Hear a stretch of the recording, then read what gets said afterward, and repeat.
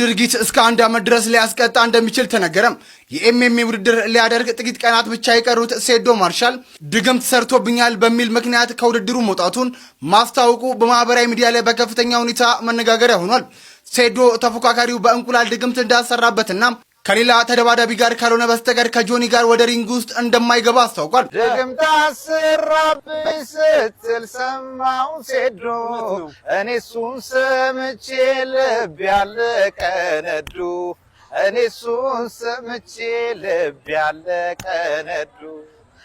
ጆኒ እንኳን ባይኖር ከኔ ጋር ትደባደባለህ። ጌች ሴዶ እንዴት እያደረገ ነው? ድጋሚ አሁንም በቃ ፋይት አላረግም ብሎ ጨርቅ እየወረወረ ነው። ኢትዮጵያ ሕዝብ ላይ የተጫወተብን ነው። አንተ እንዴት ትሪት እያደረኩ ስቃይ ያበላኝ እኮ ምን ይሻላል? ስቃይ ያበላኝ ግን ችግሩ መሰለህ ከፋይቱ አያመልጥም እኮ። አንዴ ጀምረሃል እኛም ደግፈናል፣ ላንጠላ ሴዶ የተከትለንሃል፣ ላንጠላ ሴዶ የተከትለንሃል። እሁድም ማረፍ አልቻልንም። ኤኒዌይስ ሰማሁት ቪዲዮን አሁን ነው ያየሁትና ይኸውላችሁ ልንገራችሁ። አንተም ስማኝ በደንብ ወደህም ይሁን በግድህ ግራም ነፈሰ ቀኝ ከፈለክ እንደው ነው እንኳን ቢባል ማፍረሻውንም ቢሆን እዛው ሪንጉ ላይ አድርገን ተው ሴዶ ትኬቱን ገዝተናል፣ ተው ሴዶ መሸወድ ይበቃናል፣ ተው ሴዶ ድልህም ናፍቆናል፣ ተው ሴዶ ጆኒ ምንድነው? ተው ሴዶ ላንተ ሲምፕል ነው፣ ተው ሴዶ ፋይቱን ተቀበለው። ሴዶ ፊት አያረግም። እኔ የመጀመሪያውን ዙር ካለፈ ነው ይቀጣል። በእርግጠኝነት ነው የምላችሁ። የመጀመሪያውን ዙር ካለፈ የጆኒ ድክመት ነው የሚሆነው ወይም የሱ ቸልተኝነት ነው የሚሆነው ብዬ ማሰቡ በእርግጠኝነት በመጀመሪያው ዙር የሚያልቅ ነው። ከዛ በኋላ ሴዶ ማርሻል አርት አይልም። ምናልባት እንደለመደው ፈኑን ይሰራል። እንደዚህ አይነት ውድድር ላይ ሊገባ ቀርሶ ውድድሩ አካባቢው ላይ አይደርስም። በከሉ ከልሽ ደረሰ በከሉ ከልሽ ደረሰ በከሉ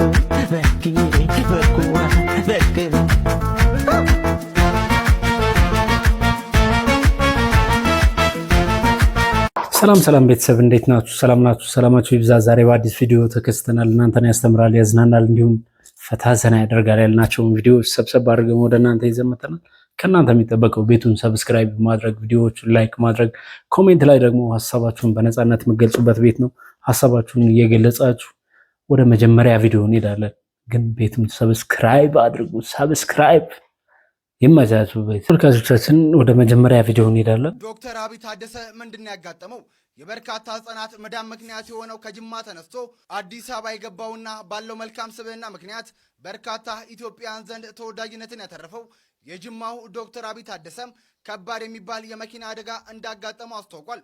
ነገር ግን ከዚህ ከባድ አደጋ ፈጣሪ እንደጠበቀውና ደና መሆኑንም ጨምሮ አስታውቋል። ታዲያ ከዚህ ምስል ጋር እንግዲህ ባጋራው መልእክት ሰዎች ሊጎድክ ይፈልጋሉ። በተለይ ደግሞ አንተ ያገዝካቸው ሰዎች ሞትህን ይመኛሉ። አንዳንድ ሰዎች በእውነት ክፉ ናቸው።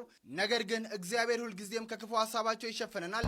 ቅድስት ድንግል ማርያም ሁላችንንም ጠብቀን በማለት መልእክቱን አስተላልፏል።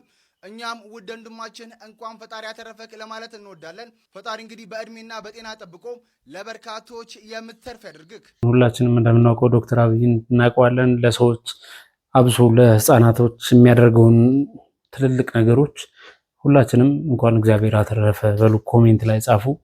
ወደ ቀጣይ ቪዲዮ እንሄዳለን። ራሱ የሰጠው ሐሳብ አለ ሰላም መሆኑን ለመግለጽ። ሃይ ጋይስ እንዴት ናችሁ? አም ቬሪ ጉድ በጣም ደህና ነኝ። ምንም የሆንኩት ነገር የለም። አሁንም በስራ ላይ ነው የምገኘው። ኦፕሬሽን ክፍል ነው ያለሁትና ብዙዎቻችሁ ስትጨናነቁ አይቻለሁ። አም ቬሪ ጉድ ምንም የሆንኩት ነገር የለም። በጣም ነው የማመሰግነው። ወዳችኋለሁ። መልካም ቀን። እንግዲህ ሁላችንም እንደሰማነው ነው ሰላም ነኝ እኔ ምንም አልሆንኩም ብሏል። እኛም እሱን ነው የምንፈልገው። ቪዲዮ ሴዶ አልወዳደርም አለ። እናንተ ምን አላችሁ? ምን አሰባችሁ እንዴ? ውድድሩ 3-4 ቀን ነው የሚቀረው ያለ እሱ አልወዳደርም ብሏል። እስኪ ስለ ሴዶ ከተባሉት ሰምተን እንመለስና ከዛ ምን ተባለ ስለ ሴዶ? የሴዶ ድርጊት እስከ 1 ዓመት ድረስ ሊያስቀጣ እንደሚችል ተነገረም። የኤምኤምኤ ውድድር ሊያደርግ ጥቂት ቀናት ብቻ የቀሩት ሴዶ ማርሻል ድግምት ሰርቶብኛል በሚል ምክንያት ከውድድሩ መውጣቱን ማስታወቁ በማህበራዊ ሚዲያ ላይ በከፍተኛ ሁኔታ መነጋገሪያ ሆኗል። ሴዶ ተፎካካሪው በእንቁላል ድግምት እንዳሰራበትና ከሌላ ተደባዳቢ ጋር ካልሆነ በስተቀር ከጆኒ ጋር ወደ ሪንግ ውስጥ እንደማይገባ አስታውቋል። ታዲያ ይህንን ጉዳይ አስመልክቶ አስተያየታቸውን የሰጡት የህግ ባለሙያዋ ጠበቃ ሰብለ አሰፋ ሴዶ ያቀረበው የድግምት ክስ በህግ ፊት የሚያስረዳ አደራጅ ማስረጃ ካላቀረበ በስተቀር በኢፌሪ የወንጀል ህግ መሰረት በሰው ስምና ክብር ላይ የሚፈጸም የሐሰት ሐሜትና ስም ማጥፋት ወንጀል ተደርጎም በመውሰድ እንግዲህ እስከ 1 ዓመት በሚደርስ ቀላል እስራት ሊያስቀጣ እንደሚችል ተነግሯል። ስለዚህ ጉዳይ ምን ሐሳብ አላችሁ? ሐሳባችሁን ኮሜንት ላይ አጋሩን። ለተጨማሪ አዳዲስ ቪዲዮዎች ፎሎ ማድረግ እንዳትረሱ። እንግዲህ እንደሰማችሁት ነው እስከ 1 ዓመት ድረስ በስም ማጥፋት ወንጀል እንደሚያስቀጣው ተነግሯል። ግን በዚሁ መሃል የውድድሩ የበላይ ቦርዶች ምን አሉ? እነ ጌች እና አሸናፊ። እስኪ ከአሸናፊ ወይንም ከጌች ሰምተን እንመለስ። ሴዶ ጆኒ እንኳን ባይኖር ከኔ ጋር ትደባደባለህ። ጌች ሴዶ እንዴት እያደረገ ነው? ድጋሚ አሁንም በቃ ፋይት አላረግም ብሎ ጨርቅ እየወረወረ ነው። ኢትዮጵያ ህዝብ ላይ የተጫወተብን ነው። አንተ እንዴት ትሪት እያደረኩ? ስቃይ ያበላኝ እኮ ምን ይሻላል? ስቃይ ያበላኝ። ግን ችግሩ መሰለህ ከፋይቱ አያመልጥም እኮ እሱ ይሄንን አላወቀም ይሆን? 120 ሚሊዮን ህዝብ ጋር የሚጣለው ታዲያስ ያ ማለት ባይ ዘ ወይ ያ ማለት የ120 ሚሊዮን ህዝብ ማለት ስልጣን ላይ ያለ ሰው ምናምን በሙሉ ነው ይጨምራል፣ ይጣላል እንጂ እንዴት ብሎ ነው በኤርፖርት የሚወጣው? አሁን ልጅ ሊውጣ ቢል እንኳን አይቻልም። ቀላል ከሀገር ቢወጣ እንኳን አይመልጥም። እኔ ሴኩሪቲው ልቀጥርለት ነው ተሳስቶ ግዴታ ኤርፖርት ምናምን ሁሉም ቦታ ይሄን ነገር ከሀገር እንዳወጣ ነው። ስለዚህ ፋይቱ አይቀርም። ንገራችሁ ስለሚጨነቁት ማለት ነው። ሴዶ ጆኒ እንኳን ባይኖር ከኔ ጋር ትደባደባለህ። ቀላል እንዴ?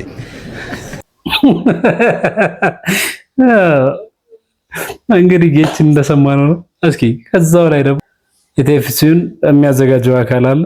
እስኪ ከሷ አንደበት ደግሞ ሰምተን እንመለስ። ሴዶን አንለቀውም በጭራሽ። ድሩ የቀረው 4 ቀን ነው። ግን እኔ አልወዳደርም። በቃ መወዳደር አልችልም። እኔ ለምን እንቁላሉን እኔ አስጠይቄያለሁ፣ በሃይማኖት ማስጠይቄያለሁ። ሲህር ነው፣ ድግም ተሰርቶበታል፣ መተት ተሰርቶበታል ተብያለሁ። በእንደዚህ ይሄው እንግዲህ እሁድም ማረፍ አልቻልንም። ኤኒዌይስ ሰማሁት ቪዲዮን አሁን ነው ያየሁትና ይኸውላችሁ ልንገራችሁ። አንተም ስማኝ በደንብ ወደህም ይሁን በግድህ ግራም ነፈሰ ቀኝ ከፈለክ እንደው ነው እንኳን ቢባል ማፍረሻውንም ቢሆን እዛው ሪንጉ ላይ አድርገን ተገባታለህ እንጂ መፋታት የለም። በወድም በግድም ያው ልወጣ ነው ከቤት እስከ ውድድሩ መጨረሻ ቀን ድረስ ከሴዶ ጋር ነው ማድረው እንዳያመልጥ ማለት ነው። ግድ ነው። ስለዚህ እዛ አንድ ክፍል አመቻቻለሁ፣ ከሱ ጋር እያደርኩ ጠብቀዋለሁ። ምንም አይነት ነገር አይቻልም። ትገባታለህ። ላይክ እንግዲህ ሰምታችሁታል። እስኪ ሐሳባችሁን ኮሜንት ላይ ጻፉ በእናታችሁ። ማለት ወደዛም ወደዚህም የለም፣ ግን ቤቱን ሰብስክራይብ አድርጉ። ቤቱን ሰብስክራይብ እያደረጋችሁ አይደለም። እሺ ቀጣይ ስለ ሴዶ ከተባሉት ደግሞ እስኪ አንድ ሰው ያለ እሱን ሰምተን እንመለስ። አረ ሴዶ በእናቴ እንቁላል መተታለው ብለህ ጭራሽ መከራችንን ታበላናለህ። እኛ ተቀብለነው ጠብሰን እንበላለን ብለን እናስባለን። ከመወርወሩ በፊት ይዘኸው ተቀብለው ጠብሰህ ትበላለህ የሚል ሐሳብ ነው። እንደውም እኛም ደጋፊዎች እኛም እንበላለን ብለን ያሰብነው ጭራሽ አልወዳደር። አረ አንተ ልጅ እናርግ በአንተ የተነሳ መረረን እኮ መንገር ጠፋብኝ። እኔማ መንገር ጠፋብኝ። አሁን ደግሞ የምትልኩልኝ ሰዎች ደግሞ እኮ አሁን ችግሩ በቃ ተውኝ። እንደዚህ ነው ያስመረረ።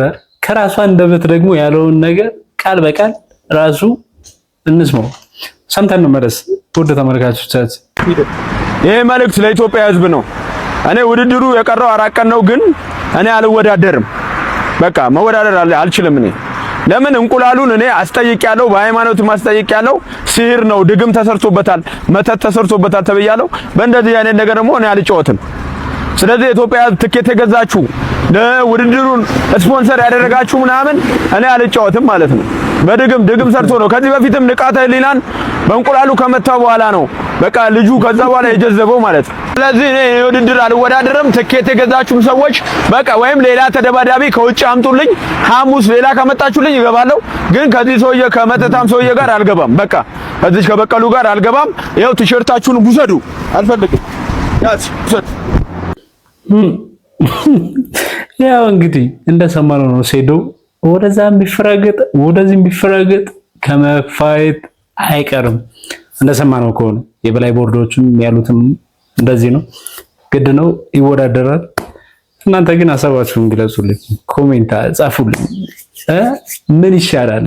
ምን ቢደረግ ነው ይሄ ልጅ እንደዚህ ህዝቡን የሚያምሰው?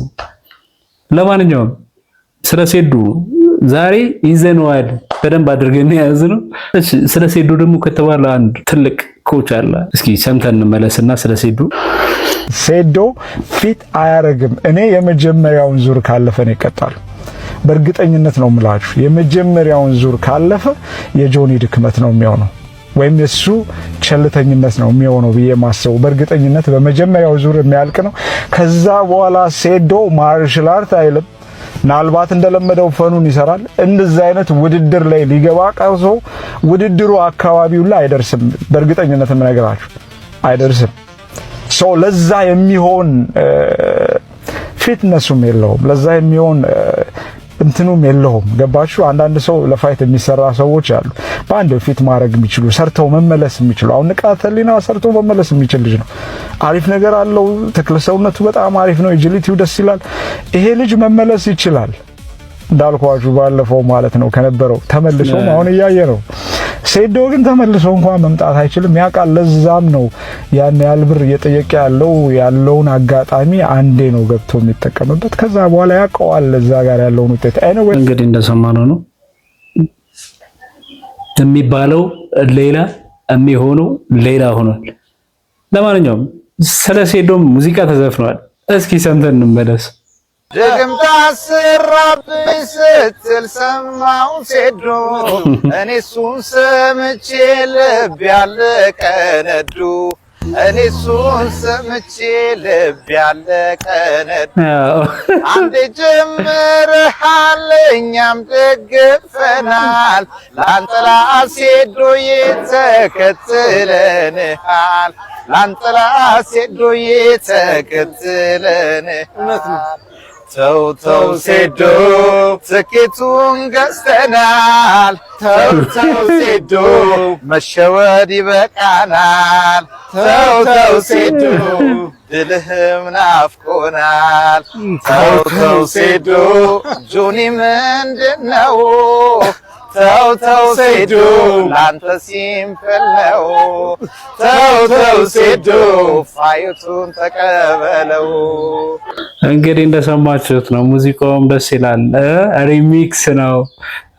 እስኪ ኮሜንት ላይ ዋናው ሙዚቃ የማን ይመስላችኋል? ለማንኛውም ቪዲዮ በቃ እንደዚህ ደስ ይላል። ወደ ቀጣይ ቪዲዮ እንሄዳለን።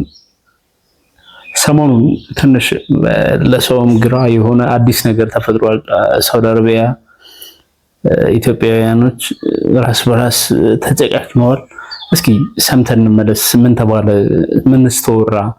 እስኪ ሰምተን። በሳውዲ አረቢያ በቲክቶክ የቀጥታ ስርጭት ላይ የተፈጸመውን አሰቃቂ ጥቃት መቼ ሰምታችኋል? በሪያድ የሚገኘው የኢትዮጵያ ኤምባሲ በጉዳዩ ላይ እጁ አለበት የተባለ አንድ ተጠርጣሪ በሳውዲ ፖሊስ ቁጥጥር ስር መዋሉንም አስታውቋል።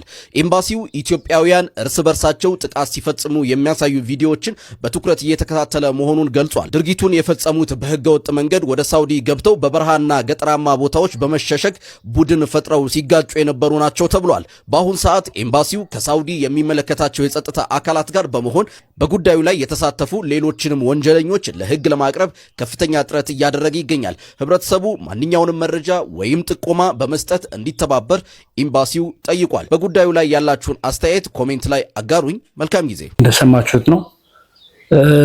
ሰው በሰው ያውም ላይቭ እየታየ የሚታረድበት ጊዜ በጣም እግዚአብሔር ወደ ልቡናችን ይመልስልን። ወደ ቀጣይ ቪዲዮ እንሄዳለን። የታረሽው ብትመጪው ምን አገባኝ? ተስባድር በዚህ እድሜ ልትቆጣጠረኝ ነው? ወንድምሽ እኮ ነኝ እና ወንድሜ ብትሆን ምንድነው ፍላጎት? ቆሜ እንድቀር ነው እንደምትፈልገው? ማን እጅ ላይ እንደወደቅሽ ማወቅ የለብኝም? ሴትነትሽን አልጋ ላይ ከሚለካ ወንድ ጋር እንድትወድቂ አልፈልግም። ምክንያቱም ለኔ አይኔ ነሽ። እንዴት እንዳሳደግኩሽ እኮ ማውቀው ነኝ። ስንት መከራ አይቼብሻለሁ። ይሄ ስሜት አይገባሽም? ይቅርታ። ትምህርት ነው። በቀላል ነገር ብዙ ትምህርት ያስተምራል። እንደዚህ ነው ማለት መልካም ወንድሞች እንዳላችሁ ሁሉ መልካም እህቶች አላችሁ። እስኪ ለዛች ምርጥ እህት ላክላት፣ ለዛች ምርጥ ወንድምሽ ደግሞ ላኪላት። ማለት የሱ ያንቺ መከፋት፣ ያንቺ ማዘን፣ ያንቺ ብዙ ነገር መሆን እሱን ይደብረዋል። አንቺም እንደዛው በተቃራኒ እና ለምርጥ ወንድም ለምርጥ እህት ተጋበዙልኝ ብያለሁ። የዛሬ ቪዲዮአችን ይህን ይመስላል። እናንተን እንግዲህ ያዝናናል፣ ፈታሰና ያደርጋል ያልናቸውን ቪዲዮዎች ሰብሰብ አድርገን ወደ እናንተ ይዘንላችሁ መተን ነበር። የዛሬ ቪዲዮ ይህን ይመስላል። በሚቀጥለው ቪዲዮ እንገናኛለን። ባባይ። ቤቱን ሰብስክራይብ ያደረጋችሁ ቤተሰብ ቤቱን ሰብስክራይብ አድርጉ። እናመሰግናለን። ባይ ባይ።